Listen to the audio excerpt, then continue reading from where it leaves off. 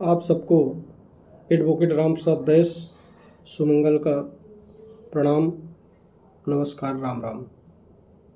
आप सबके मध्य आज हम एक स्वरचित कविता लेकर के आए हैं और इस कविता के माध्यम से यह बताने का हमने प्रयत्न किया है और इस कम उम्र में जो हमने देखा है बड़े बड़े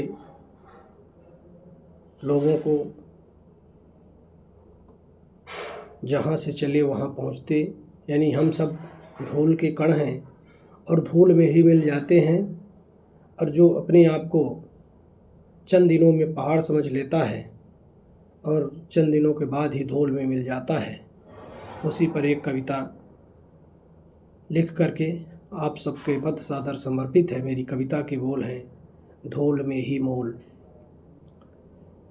तो आइए सब मेरी कविता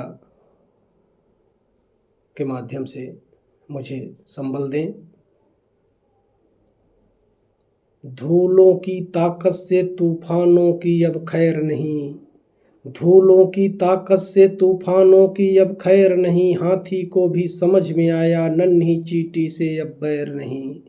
धूलों की ताकत से तूफानों की अब खैर नहीं, हाथी को भी समझ में आया नन्ही चींटी से अब बैर नहीं।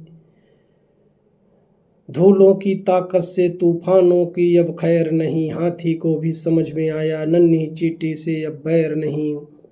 धूल जो हुआ संग्रहित, धूल जो हुआ संग्रहित तूफानों का दंभ मिटा, धूल हुआ जो संग्रहित, धूल जो हुआ संग्रहित तूफानों का दंभ मिटा।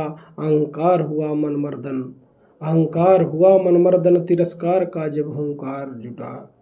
धूल जो हुआ संग्रहित तूफानों का दंभ मिटा, अहंकार हुआ मनमर्दन तिरस्कार का जब हुंकार जुटा।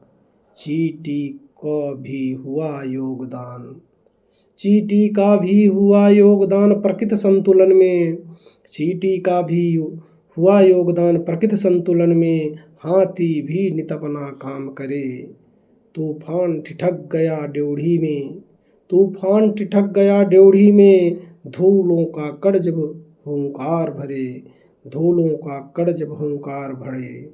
चींटी को समझ लिया छोटा, चींटी को समझ लिया छोटा, हाथी पर आस लगाए। चींटी संयमित रह रहे संगठित, अवसर में हाथी काम न आए। चींटी को जो समझ लिया छोटा, हाथी पर आस लगाए।